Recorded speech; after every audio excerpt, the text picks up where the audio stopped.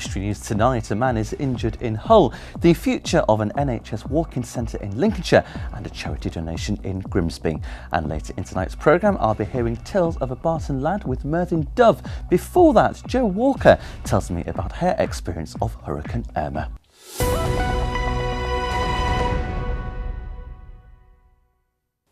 Hello, good evening. Welcome to Monday's programme with me, Luke Adams. First tonight, a man has sustained serious injuries following a crash in Hull. He was driving a Vauxhall Astra, which collided with a VW Golf and a tree on Boothry Road in the early hours of this morning. The man was thrown from the car in the collision. Others left the scene and may be injured. It's thought both cars were stolen in a burglary. The former Mayor of North East Lincolnshire Council has donated £7,000 to a local charity. Christina McGilligan-Fell spent her time as Mayor raising funds for local charities, and now that her term has finished, Cat Zero is a primary benefactor of her fundraising efforts. The money will go towards the Humber-based charity's mission of helping marginalised people in the Humber area with employment skills. Fred McNamara has more. A Dolly Parton tribute and a tandem cycle ride across North East Lincolnshire have helped Christina McGilligan-Fell raise £7,000 for the local charity Cat Zero. The former Mayor of North East Lincolnshire presented the cheque to the charity today on board the Cat Zero yacht. Cat Zero help marginalised individuals in the Humber on the path to employment, and this cheque makes that path an easier walk. Cat Zero is a particularly interesting charity that we came across from the John Harrison Foundation when the Clipper around the World sailed in 910, and I realised goodwill, good work and all the skills that are gathered from these people who otherwise might not get an opportunity.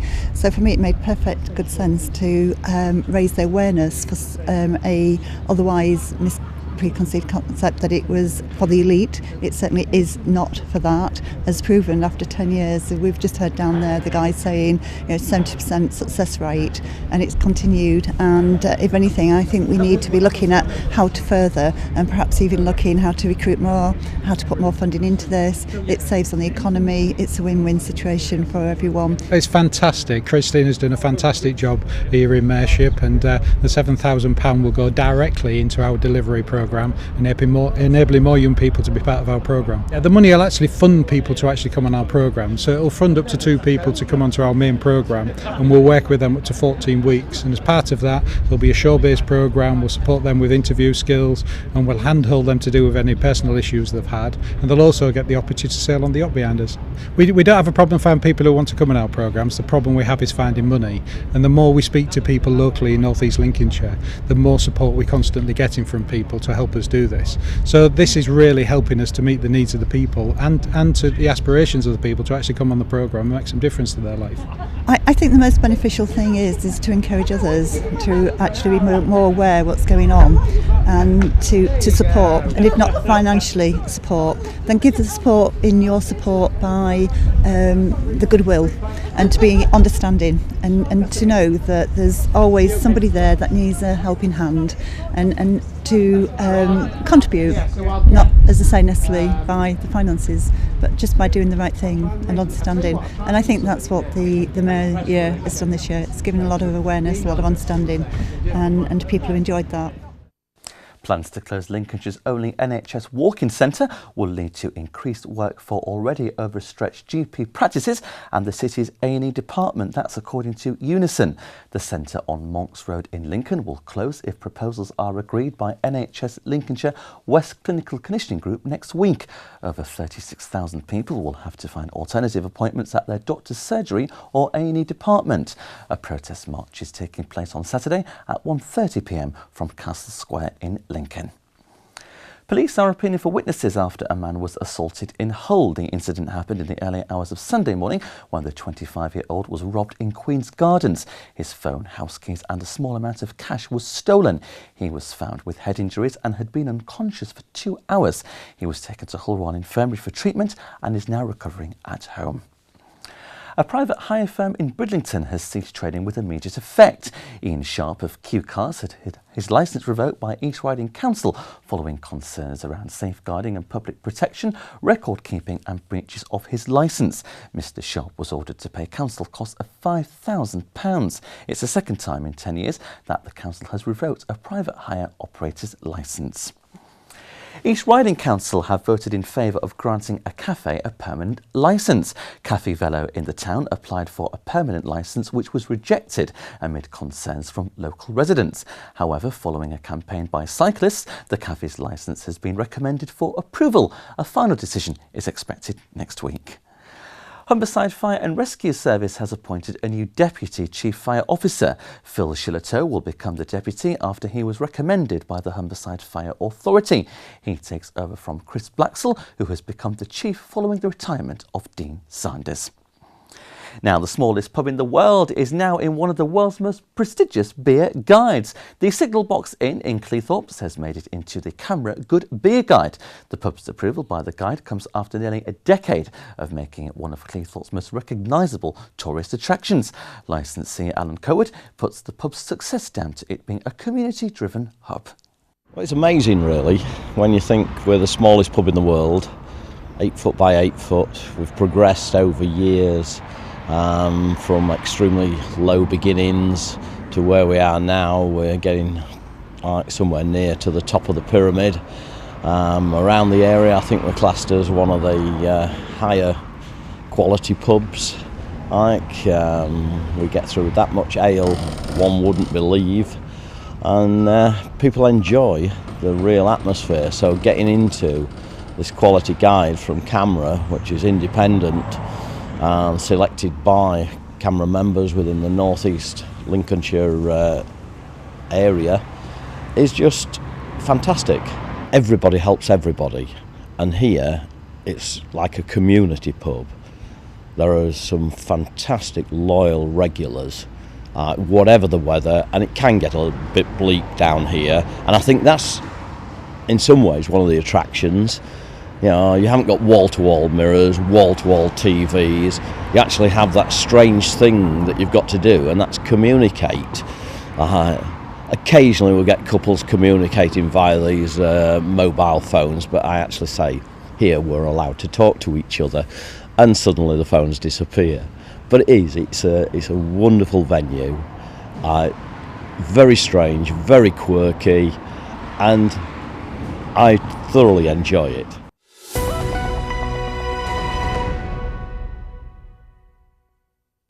I'm joined now by Jo Walker to tell me about her experience of being caught up in Hurricane Irma. Good evening, Jo. Welcome to the programme. Thank you very much indeed for coming in. First of all, how does it feel to be back home? Unbelievable. Unbelievable. When did you get caught up in the hurricane? Where was your holiday? We were in St Martin, and it was within about 5 hours of arriving that the hurricane struck. 2 hours before that, we'd been told there was a 24-hour curfew. So we were stuck in our room from arriving, right. Okay. virtually. So you went out there last Tuesday, I believe, wasn't it? Yeah, well, 5th. Yeah. Yes, and was back on Thursday. Yeah, last Thursday. So no holiday at all? Absolutely none at all. No, an experience like no other. What did you experience while you was out there in that short space of time? Well, we got there thinking we'd arrived early because the airline were sort of cooperating. And when we got there, we were told there was a storm warning, a hurricane warning. So everything was going to be battened down. 5 o'clock, the curfew would start. We would not be allowed to leave our rooms. The streets would be emptied. And then suddenly the wind arrived at 8 o'clock, and it was totally horrendous. Everything was just, it was almost as if I was watching an old film of an atom bomb being exploded, because everything just leaned into the wind and disappeared. It was absolutely horrendous. Roofs were coming off, cars were flying about, trees were flying about, and the noise was like nothing imaginable. It really, really was hard dreadful. to put into words, and probably quite a frightening experience. Terrifying, absolutely terrifying. You was holidaying in St Martin, wasn't you? I believe, yes. St Martin. Now, in terms of the return home, Jo, how helpful were the British government in getting you back to the UK? We had no contact whatever from the British government. I had a phone call at 3 o'clock on Friday afternoon, just gone, from the British consul in Paris, asking me, were we still in St Martin, as my son had inquired the week before as to whether or not they were going to repatriate us. And I said, We are home, thank you. And she said, oh, I'll put that on your notes. I said, no, just please put on my notes. We are home with no thanks to you. Okay. We were repatriated by the Panamanians, who were absolutely amazing. They got us out, fed us, gave us a 4-star hotel, took us shopping because we'd lost so much stuff, re-ticketed us back to Amsterdam, and they were absolutely amazing. I just can't thank them enough. I've got so much respect for the Panamanians who went there to rescue South Americans and finished up rescuing the Britons because our government didn't even contact us. I'm sorry to hear about that bad experience there, but it sounds like obviously the Panamanians pulled out all the stops. They were stars, absolute stars. The one thing that came out of that is my absolute utmost respect for the way they treated their people and other people after the Dutch, the French, the Americans and the British said no. Okay. They just didn't want to know. Okay. And now that you're back home, Jo, well, welcome back, and you're back home safe and sound, thank goodness. Very quickly, have you got any holidays in the pipeline to compensate? We have, but I'm not going out of Europe anymore. Okay. We will be going around the Canaries in January because it's always nice in the Canaries. Wonderful. In January. I hope you have a fantastic holiday, Jo. I'm sure Thank you we very will. much, Lee, for coming in this Monday evening. No problem, thank you. Join me after the break when Fred brings us a roundup of the latest sports news and tales of a Barton lad with my second guest tonight, Mervin Dove.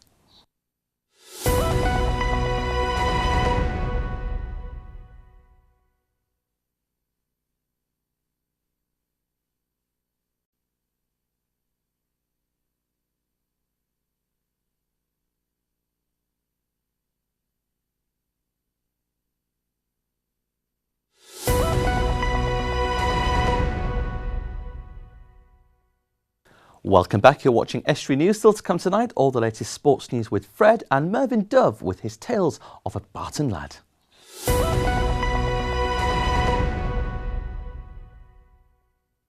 A new course has been launched in Hull. It's aimed at parents, grandparents and carers to enable them to help their child with schoolwork. Delivered by Hull Culture and Leisure's Libraries team, the 5-week course will look at improving computer skills and exploring letters and sound. More details can be found by calling 01482 615 349 or 615 580.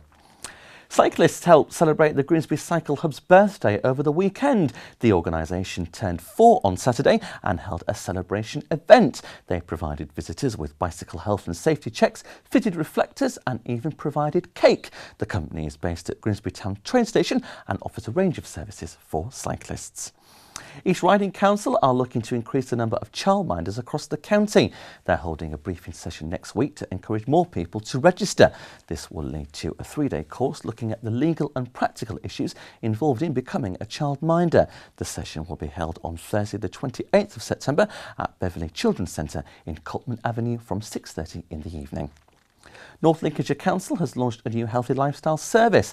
The service brings together existing lifestyle support services in one place, making it easier for local people to access help and support for a range of issues at once. These include stopping smoking, achieving and maintaining a healthy weight and becoming more physically active. The North Lincolnshire Healthy Lifestyle Service will be based at the Central Library in Scunthorpe from next year.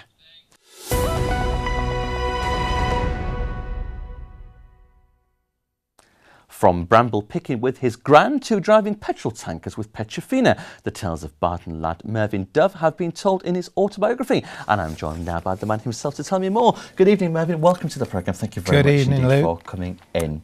Thank you very much for having me. You're welcome, a pleasure. Tales of a Barton lad, it's your autobiography. It is. Why did you decide to put your life story in print? Well, it all began, I have 2 daughters, Kerry and Adele, and Kerry sent me a gift one Christmas about 4.5 years ago, and it was the book was called From Me to You to Me. In other words, it was like a lifetime diary I had to fill in with various photographs and hand it back to her for prosperity. But as I got typing away, one memory triggered another, and I thought there's going to be a lot more here than, you know, to fill this book. So I decided then it was going to be a book. But this is about 4.5 years ago, so I've been sat on it, I've been put off, and then my wife Kathleen, she's kept saying, come on, get on with the book.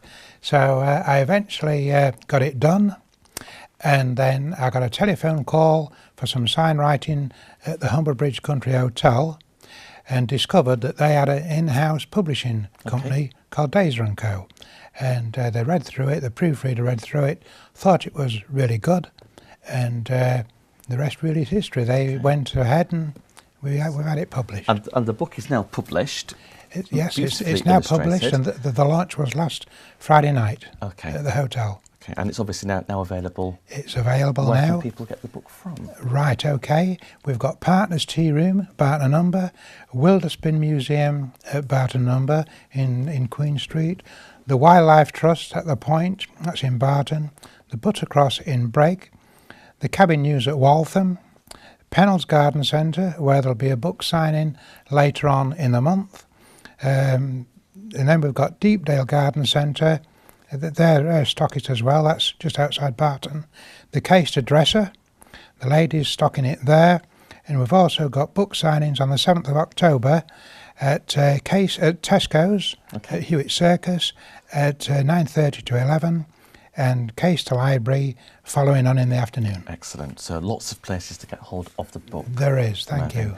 Now, how are sales of the book going so far? Are you pleased with the response? Very, very pleased. Yeah, we sold over 100 on the book launch on Friday evening. Prior to that, we probably moved about 50 or 60, and it's going very, very well. Excellent. What did you enjoy most about the book? I enjoyed most about the book recalling some of the funny moments I had in life, and it made me laugh. So I'm sure it'll make other people laugh. But I really enjoyed pulling all the memories out and putting it down, and yeah, it's been really pleasurable. And did you find it quite a natural process, you know, once you started putting those life memories down on paper? It was quite easy. One memory triggered another, and I was typing away non-stop, really. How long did it take you to write the book? Well, on and off, nearly 4 years, because I was sat on it for a while. Right. But I'm on with my second one, by the way. Well, I was going to ask you, what is in the pipeline next, Mervin? Please, share. The the next one is my tanker driving years. So this one breaks off about 1969, and then I'll continue with the tanker driving years through then. And then a third one will be about my sign writing years. So there's probably going to be 2 more volumes to come. Excellent. So lots to look forward to. There is. Now, Mervin, just give me a brief sample. Tell me one of the tales what you put in the book. Okay, well, we had a sweet shop at Barton in Market Lane. It's long gone now. Bill Doughty. He would come down 2 steps. As you went in the door, through into the shop, he had a caster on the bottom of the door, and it rumbled along the old floor, making a groove over the years. The bell would clang, and Bill would come down, rubbing his hands, looking over his glasses, and he would pull a chain to illuminate the shop because it was in darkness as you walked in. Smelt musty. Now then, what can I get for you today, he would say, promoting his latest sherbet fountains or whatever. And you could buy a penny drink of lemonade or a twopenny drink of lemonade. And Bill could pour it exactly as to what you wanted. If he over-poured it, he could pour it back into the bottle without spilling a drop. Okay. He was a character. Yeah. So there's some real characters in the book. There's many, many. I could talk all night about them. Yeah. You may have to come back and do another slot, Mervin, to share the tales with me. Now, you're originally from Barton. I am. How proud of Barton are you? I'm very proud. I went to school at Barton. I did a gross around there, and many friends still there. And Barton's a lovely old town. It's got a lot to offer as well. So lots of history and lots of famous residents have hailed from Barton. Chad Vare, of course. That's right, who I knew personally. Okay. Wilderspin goes back a lot of years. And then there was another chap that, now then, what do they call lived in Barton. He lived in Barton as well, and of course you're from there as well. He did live in Barton, Mervin, and I feel terrible that I forgot him. Don't worry, it's been a pleasure. Thank you very much indeed for coming in this Monday Thank evening. you for having me on. You're welcome. Thank you. Now here's Fred with all the sport.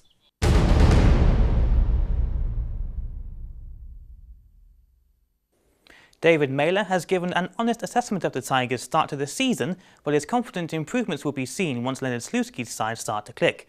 Saturday's 1-1 home draw with Sunderland took the Tigers' points tally from the campaign to 8 from a possible 24. Mailer's introduction from the bench at the break proved to be the catalyst for a much improved second half display against the Black Cats, with the Irishman's second goal of the season 8 minutes from time. And the midfielder hopes his impressive contribution on Saturday will be enough to secure a return to the Tigers' starting lineup when he and his teammates travel to Reading this weekend. Hull FC's final Super 8 game of the season away to Castleford Tigers is hotting up. The Black and Whites make the trip to West Yorkshire on Friday, aiming to cement their place in the top 4. The Tigers clinched the league's Leaders' Shield the week before the Challenge Cup final and are currently 12 points clear of second place Leeds Rhinos. The two sides have met 3 times already this year, with Lee Radford's side winning 3 of those ties, including the quarter-final of the Challenge Cup. Scunthorpe United's Lee Novak is delighted to net the first Iron goal. He headed the winner into the net during Sunday's 1-0 victory at Doncaster Rovers. It was only the striker's second start since joining the club on transfer deadline day, and he made it count. It now means the club are 6th in the League One table, 2 points off the top 2. Grimsby Town made it 3 wins out of 4 as they beat Yeovil Town at Blundell Park on Saturday. Danny Collins opened the scoring after a goalkeeping error from a corner before Francis Zoko equalised at Yeovil threatened for the first time in the game. Goals from Collins and Scott Vernon earned the club a 2-1 victory, but they had several chances to grab a more one-sided verdict against Yeovil. The club have won back-to-back games in League 2 with 3 victories in their last 4. Mariners boss Russell Slade said he was disappointed by the end result, saying the team weren't ruthless enough in the opening 25 minutes. Town are next in action this Saturday when they make the long trip to Newport County. And Hull KR's Graham Horn played his final home match for the club on Friday in their 2019 defeat against Catalan Dragons. The former Huddersfield Giants back Carrera says he still has a desire to continue after it was announced he will be leaving the club at the end of the season. Horn proved he still has the ability to play at a high level after Friday's game. And that's all for the sport.